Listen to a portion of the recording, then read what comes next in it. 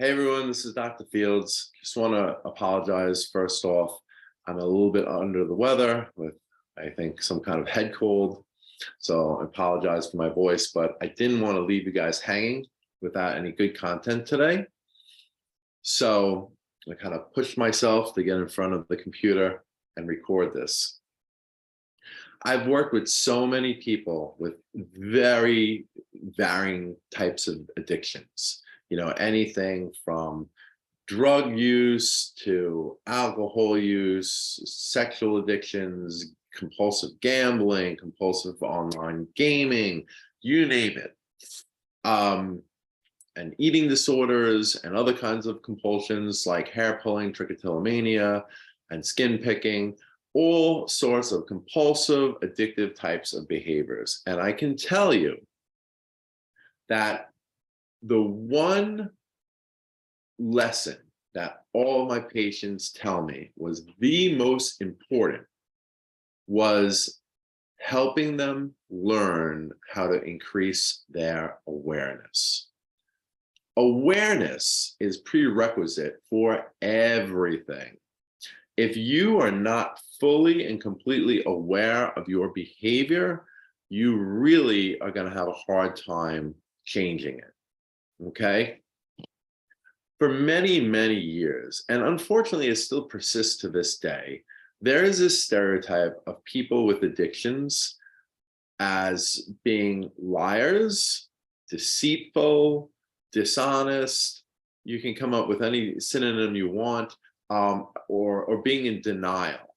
Okay?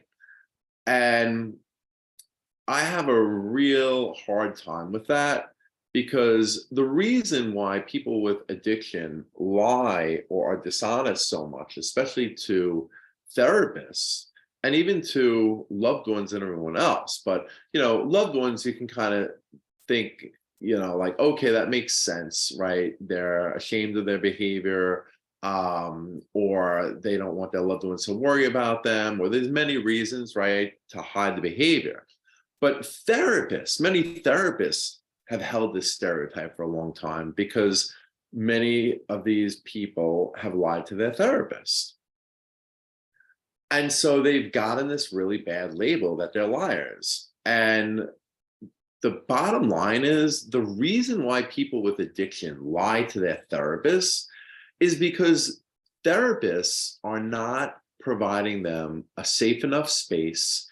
They're not establishing good enough trust so that their patients feel open and feel like they can disclose the full extent of their addiction. They feel like they're going to be judged, and oftentimes they are. They feel like they're going to be preached to or lectured to, and many times they are. They feel like the therapist is going to be disappointed with them, and many times they are. That is such an awful way of approaching people with an addiction.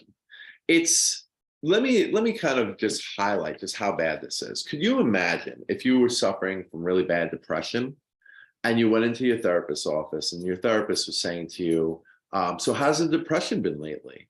And you were like, not bad, pretty good actually. I feel great.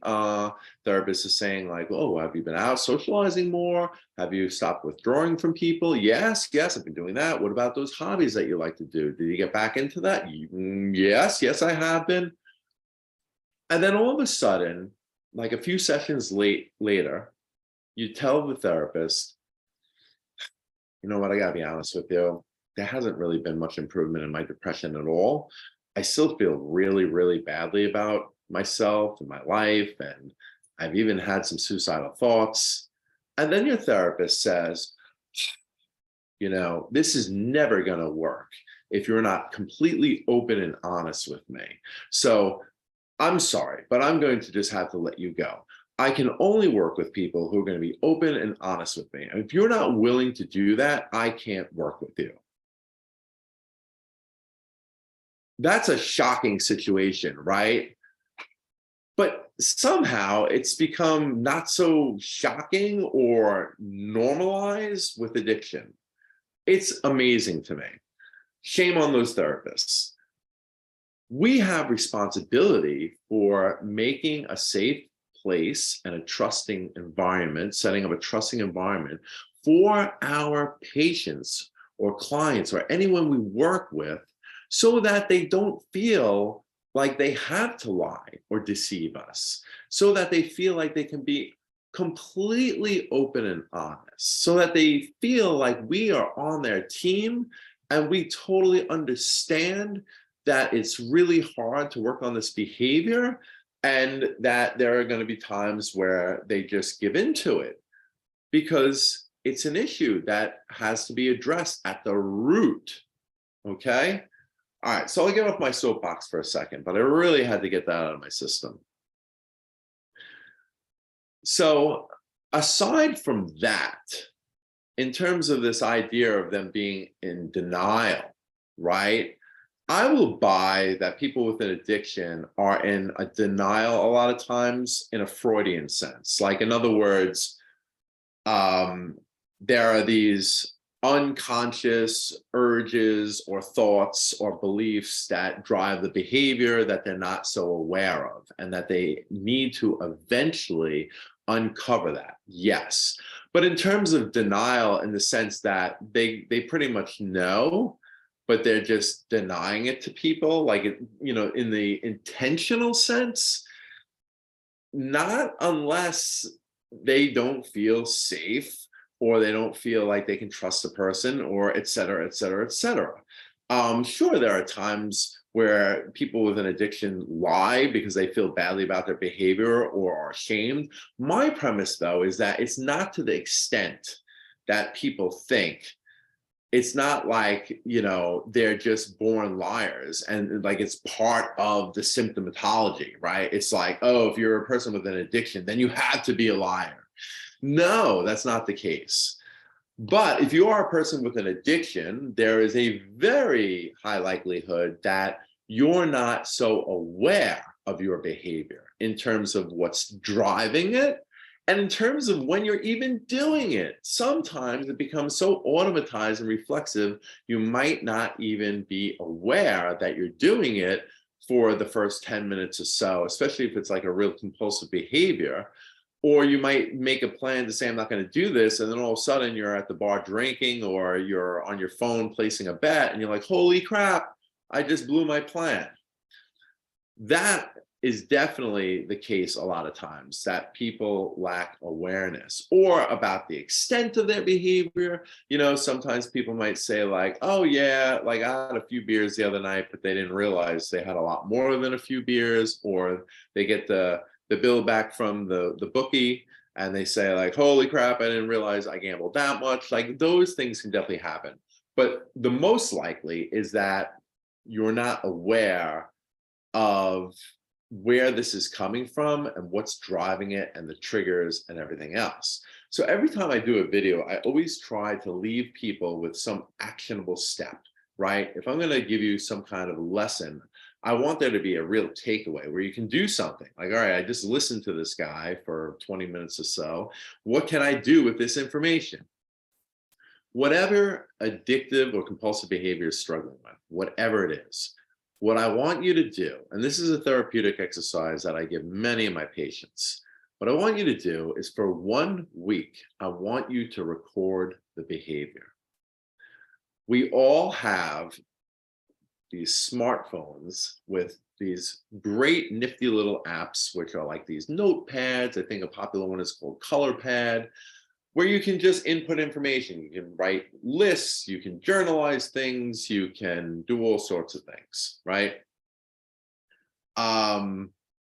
So what I want you to do is start a journal, and for 1 week, record your behavior.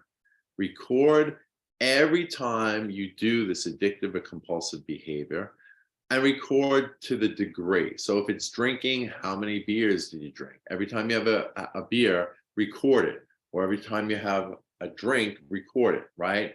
If it's cocaine, every time you do a bump or a line, record it.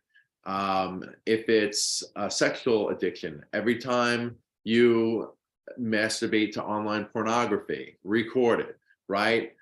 anything, gambling, every time you place a bet, record it and record how much. Try to record as much information as you can. And what's really important to get the most out of this exercise is record what you're feeling. And don't confuse thoughts with feelings. Feelings are anger, sadness, depression, anxiety, frustration, being overwhelmed, euphoria, happiness, right? Whatever relief, whatever the emotion is, record that too while you're doing this behavior. And what I find to be more difficult, try to record what you are thinking. And again, don't confuse thoughts with feelings. What are you thinking? What's going on in your mind? What are you actually saying to yourself? Are you saying this is a tough day? Are you feeling that there's no one around to hang out with? Are you feeling that, you might get into trouble at work because of some, snafu that you did? Whatever you're thinking about, a test that you took that you don't think you did well on, record your thoughts too, okay? Or thinking that I don't know what to do with myself right now, okay? Record that too. And do this for 1 week. And this exercise is designed to increase your awareness. You cannot gain any control over this behavior unless you're aware of it. Most likely, you've been acting, at least on some level, like an automaton. You've been acting out of unconscious drives and urges, or preconscious drives and urges. There's not a full level of awareness there in terms of the degree, the extent of the behavior, and even the frequency. And certainly, at the very least, there's a lack of awareness of what is driving this behavior, what's going on with you internally, emotionally, in terms of mentally what you're thinking, and just in terms of the setting and any associations that might be related to this. Do this exercise for 1 week. I think you're going to get a ton of information from this exercise. And I will have more to say on this at a later time in terms of what to do with this information and how to kind of dig to really get to the root of this. This is Dr. Fields. I will talk to you soon, and I hope next time when I talk to you, I will be feeling better. Take care.